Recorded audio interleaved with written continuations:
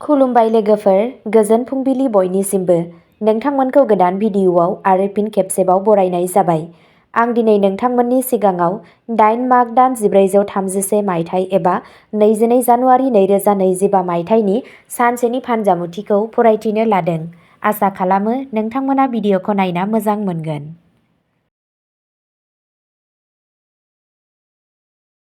गिबियावनो दङ मेष राशि। बे सानाव नोंथाङा रायज्लायनायाव सिगांसिन जागोन, जेराव नोंथाङा रायज्लायनो नाङा।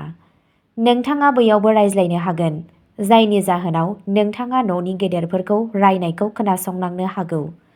समाजारि बिथिङाव नोंथांनि सावगारिया सासे मोजां सुबुं महरै थागोन। नोंथाङा खामानियाव प्रेक्टिकेलिटिनि मुलाम्फाबो मोनगोन आरो नोंथांनि सानथांखिफोराबो जाफुंसारगोन। नोंथाङा गावनि बिमा-बिफाजों गोथार थावनियाव थांनो सानथांखि लागोन। नोंथाङा सासे खाथि लोगोनि मददजों रां मोनगोन। दाहार होनाय रां मोननानै रांखान्थियारि थासारिया साबसिन जागोन।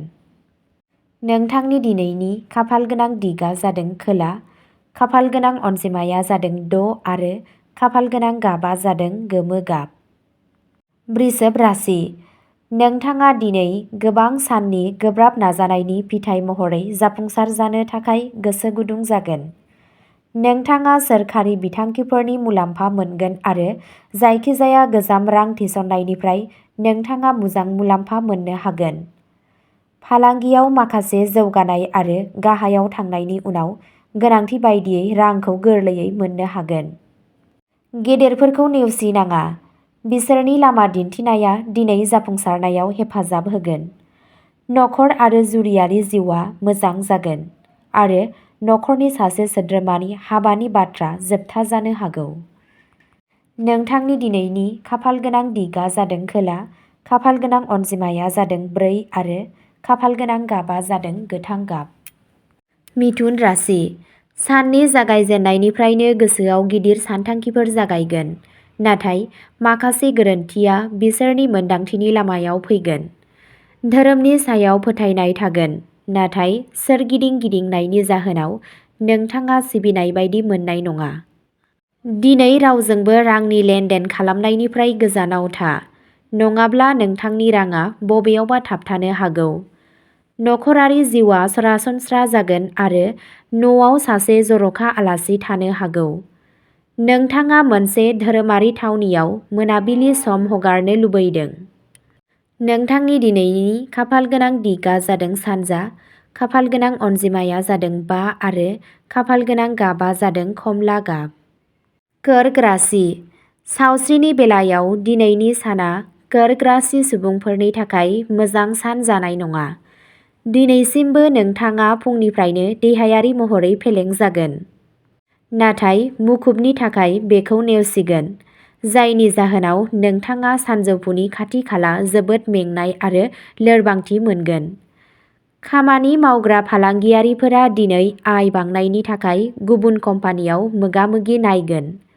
दिनै नोंथाङा नखरनि सासे सोद्रोमानिफ्राय मोजां खौरां मोननो हागोन। राङा थारैनो बबेनिफ्रायबा फैगोन, नाथाय दिनै ओरैनो गारनाय खरसानि थाखाय मुलाम्फा आरो खरसाया समान जागोन। नोंथांनि दिनैनि खाफालगोनां दिगआ जादों सा-सानजा, खाफालगोनां अनजिमाया जादों 6 आरो खाफालगोनां गाबआ जादों चन्दन बिफांनि गाब। सिंह राशि। दिनैनि साना सिंह राशि सुबुंफोरनि थाखाय मोनसे मोजां सान जागोन। फालांगियाव मोजां जौगानाय जागोन आरो नोंथांनि थाबथानाय खामानिया सासे गोहोम गोनां सुबुंनि मददजों आबुं जागोन। नोंथाङा गावनि बिफानि हेफाजाबजों मोनसे सम्पथि बायनो हायो। नोंथाङा नोंथांनि जिउ लोगोरि आरो गथ'फोरजों मोजां सम हगारगोन आरो बबेहायबा बायजोआव थांनो सानथांखि लागोन। बिदा-फंबायफोरजों लोगोसे नोंथाङा न'नि फोसाबनायनि बिथांखि लागोन आरो बिमायाबो मदद मोनगोन। मुलाम्फानि थाखाय बानायनाय बिथांखिफोरा जाफुंसार जागोन आरो रांखान्थियारि थासारिया साबसिन जागोन। मोनाबिलि समखौ नखरनि उन्दै सोद्रोमाफोरजों बारहो। नोंथांनि दिनैनि खाफालगोनां दिगआ जादों खोला, खाफालगोनां अनजिमाया जादों 7 आरो खाफालगोनां गाबआ जादों गोमो गाब। कन्या राशि। फालांगियारि खामानिजों लोगोसे दिनै नोंथाङा आरामनि थाखायबो खारनांगोन, नाथाय नोंथांनि खस्थ'आबो जाफुंसारगोन। गोदान जुन्थियारिफोर एबा गुबुन जाहोनफोरनि थाखाय फालांगियाव रां बाहायनो हागौ आरो रांखान्थियारि थासारियाबो मोजां जागोन। रां थिसननाया इयुनाव मोजां मुलाम्फा लाबोगोन आरो थाबथानाय रां मोनगोन।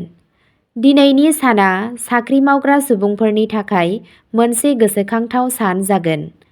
सासे आंगोनिफ्राय अनथोब होनाया सनमान, मुलाम्फा आरो उफ्रा आयनि मोनसे राहा जागोन।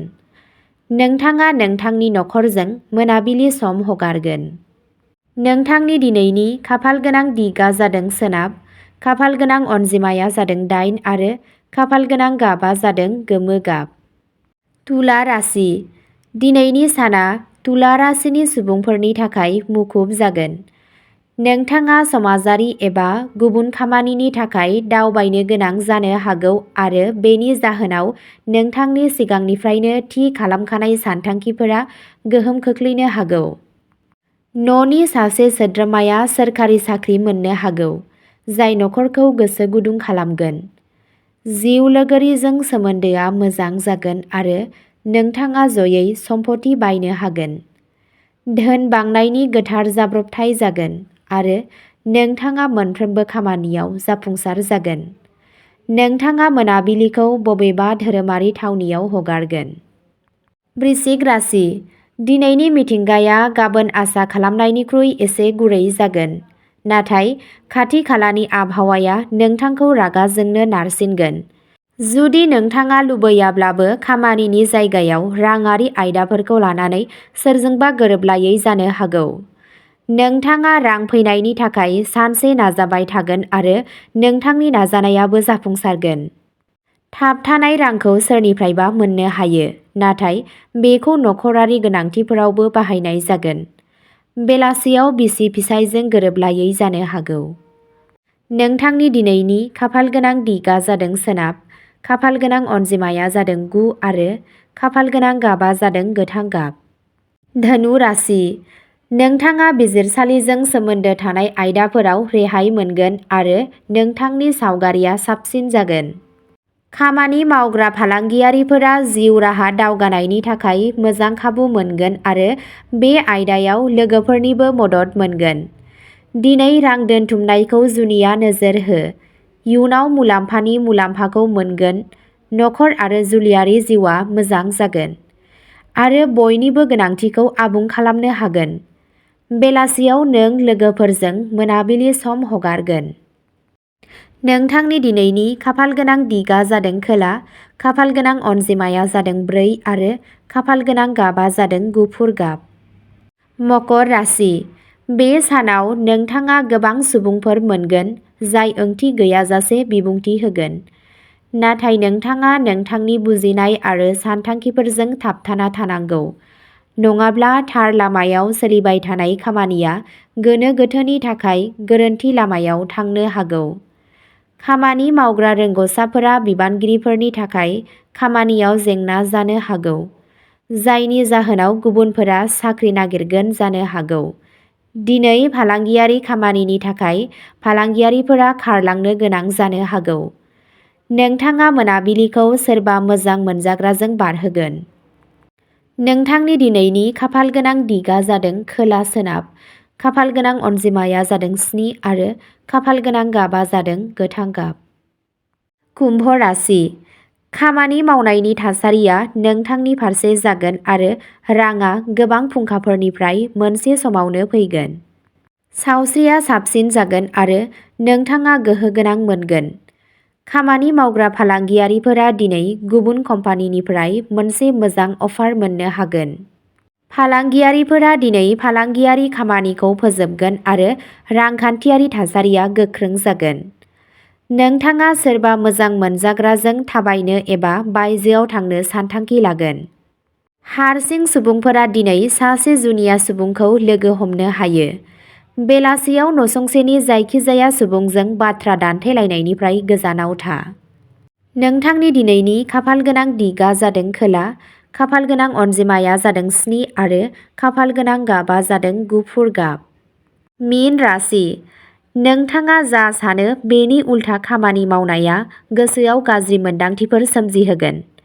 फालांगियारि थाखोआ दिनै खामानि मावथायाव बांसिन सांग्रां जानांगौ। खावनाय एबा गुबुन जाहोनफोरनि थाखाय राङारि खहा जानो हागौ। साख्रि मावग्रा सुबुंफोरा सांग्रांथि गैयैनि थाखाय गोरोन्थि खालामनो हागौ, जायनि जाहोनाव मावख'गिरिफोरा गोख्रोंथि दिन्थिनो हायो। गोब्राब नाजानायनि उनावबो सुबुंफोरा रां मुलाम्फानि थाखाय नेनांगोन। नखरनि मददजों नोंथांनि गोबां जेंनाफोराबो खम जागोन। नोंथांनि दिनैनि खाफालगोनां दिगआ जादों सानजा, खाफालगोनां अनजिमाया जादों 5 आरो खाफालगोनां गाबआ जादों हाथफ्ला गाब। अब्ला दिनैनि राशि फरायथिनाया एसेनोसै।